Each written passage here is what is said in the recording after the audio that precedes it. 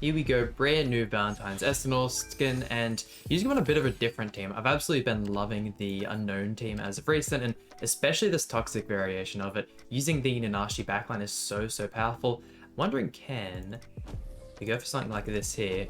Get rid of the ESCANOR super easy. You can still attack disable him whilst he's in the final state, right? I'm not getting that one mixed up there.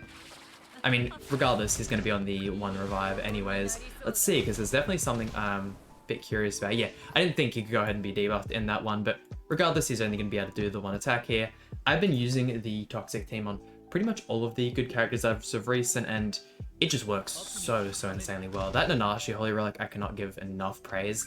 That thing can be used on so many, and pretty much keeps the unknown team alive at this point, with all these other super strong characters running around.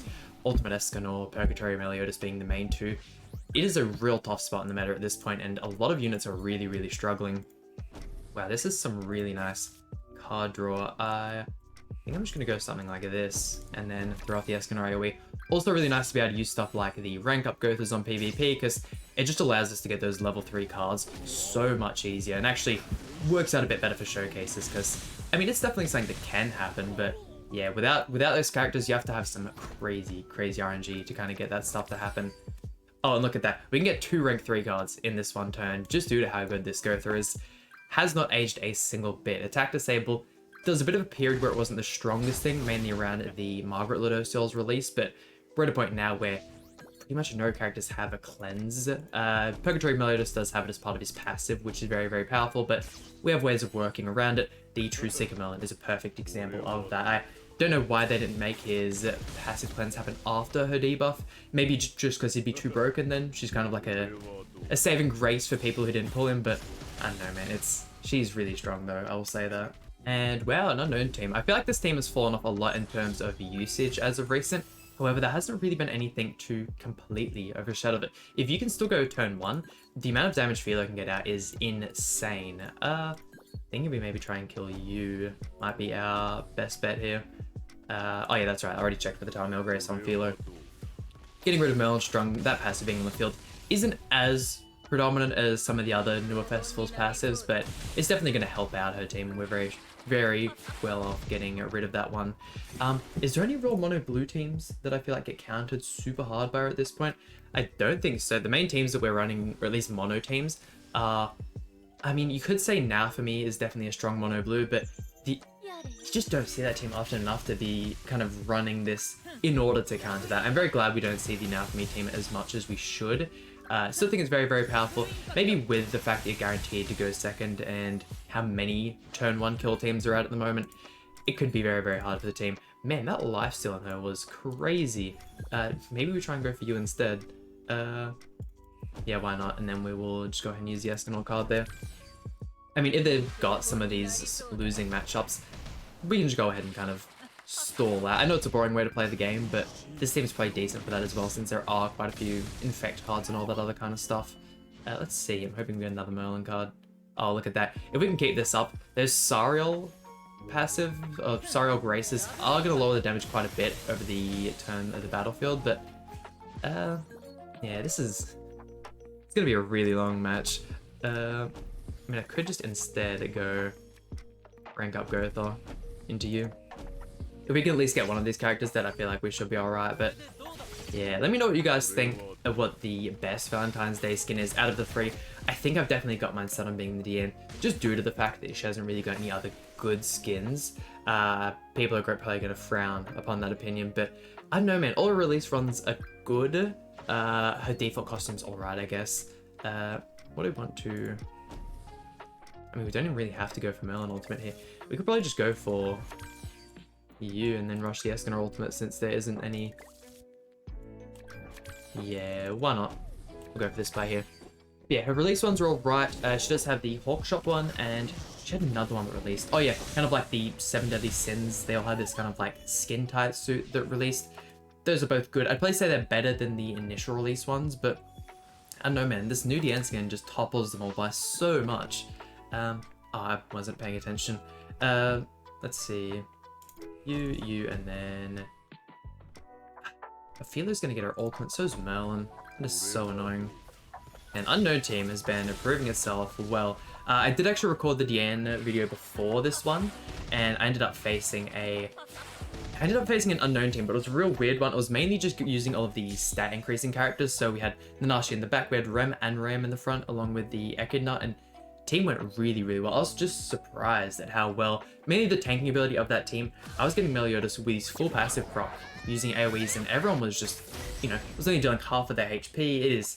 He just does so much, man. He is so goddamn good. I wonder if this is still going to be good enough to kill. I'm hoping so, right? With the little bit of HP Escanor's lost, maybe we can finish her off. Maybe I should have gone for Echidna. I feel like we're whiles off killing Merlin here. I mean, this will maybe just kill Echidna on the side anyways. Getting that card reduction without Merlin having a whole bunch of debuffs built up. She's probably not going to do too much. Time Grace is too powerful. Why'd they have to add it to the game? Oh my god. So sick of these units surviving and surviving. I mean, it's great for PvP and all. I feel like without it, some of the newer content would be just unreasonably difficult, especially the new Demonic Beast battle. Yeah, we're about to get absolutely crushed by Merlin here.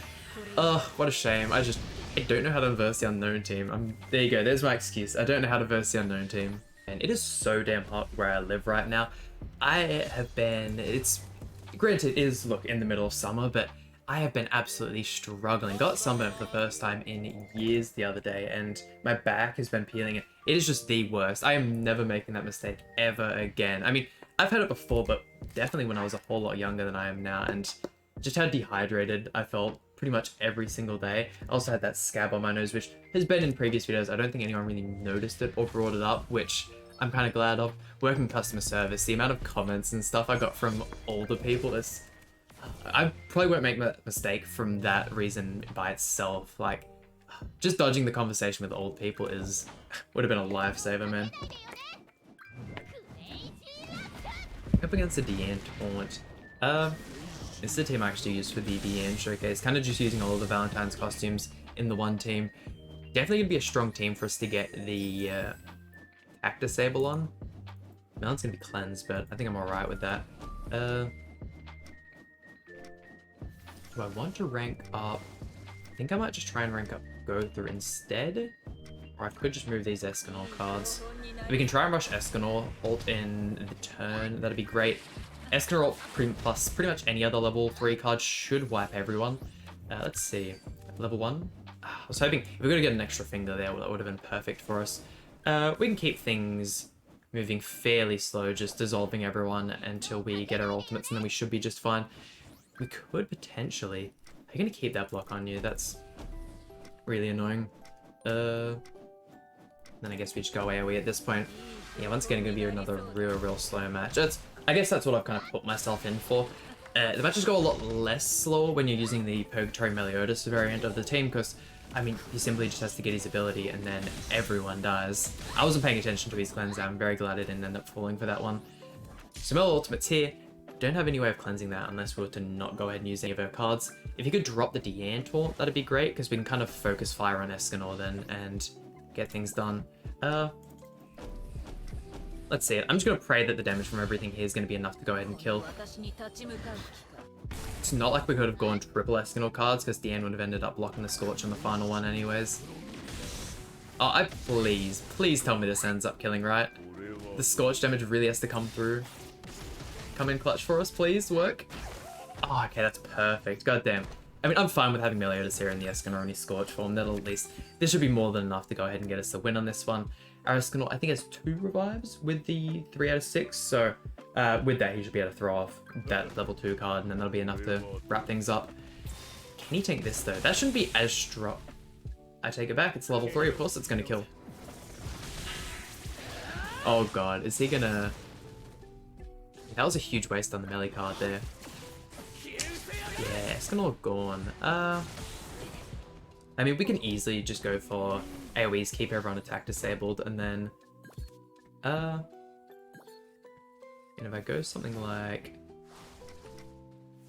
1, 2, and then 3, probably the best way of playing this one. And then just slowly dwindling down Meliodas over the next couple turns. I mean, this one's in the bag 100%. I just... to do with ultimate now. Maybe this one isn't in the bag. Melee ultimate's going to completely finish everything off. Damn, what a shame. 2 back-to-back losses on a team that I was so confident in winning with. Come on, man. That was... P. Melly's too strong, man. He's way better than Escanor. I'm a say it here. And I feel like if you're wanting to say they're equal when it comes to character strength, you're definitely thinking of a 6/6 Escanor, which I frankly don't have the money to acquire. And with the fact that I summon on every banner, if you're free to play 100%, you can get the Escanor. You shouldn't be summoning on any of these garbage banners in the middle.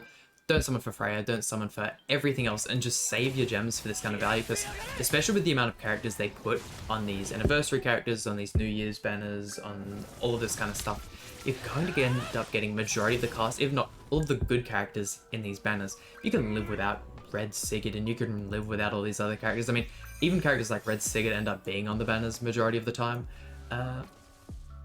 Sorry, who's got Tarmiel on them then? I mean, I'm kind of glad that it isn't Chandler, but yeah, you were even more annoying to deal with. Let's go Escanor, and then we'll just go for you. If I'm not mistaken, the Chandler taunt only has 1 turn on the level 1, but it's only 2nd, or he's level 2, he ends up getting the 2 turns, which is alright. We can live with that 100%. Melly could go for an ult rush in this next turn, which I'm really hoping he doesn't. Definitely would be the smart play, but if he gets that and doesn't have the Chandler taunt, I feel like we can still go ahead and burst through him pretty well. Us getting level 2 flood there for Melon's really going to help out as well. Block effect though may just end up messing that up for us. I mean, if we use all 3 of the Melon cards, we get the... We'll end up getting the ult gauge to Sable, but it doesn't stop him from actually using his ultimate altogether. So we're just going to have to hope that Escanor and Melon can come through a damage. With the fact that Tarmiel Grace exists, once again, Meliodas' team stays on top. We did not stand a chance from the very get-go. And it's so unfortunate because he could have run any variation of this. I'm guessing he has Kusok in the backline. I'm not even going to go ahead and let him get the ultimate off there. Let's go ahead and check his team, because I feel like we were doing way too little damage there. Zelchus, okay, not even Kusok, and we were still just getting absolutely destroyed. I could have probably run a team that gave a little bit more support to Escanor, but I thought we'd still be fine. I thought this team would be able to bring us home the money. No point using CC food, because Nanashi's CC is just god-awful. I mean, 63,000. Look, I could give him a little bit more investment, but with the light-type Mael, or what I'm guessing is light-type Mael just around the corner, I'm trying to save as much money as possible. It's been real rough as of recent, but there we go. I still think we got a good showing of the Escanor. If not, like I said, I've recorded the Deanne video that should be coming out tomorrow, if not the day after. Escanor shows off really, really well in that one. We get to see the cutout a couple times, all that good stuff. So once again, that just about does it for today's video. Hope you guys enjoyed. If so, please hit a like and subscribe. Really means a lot to me, and I'll see you guys for some more Grand Cross content.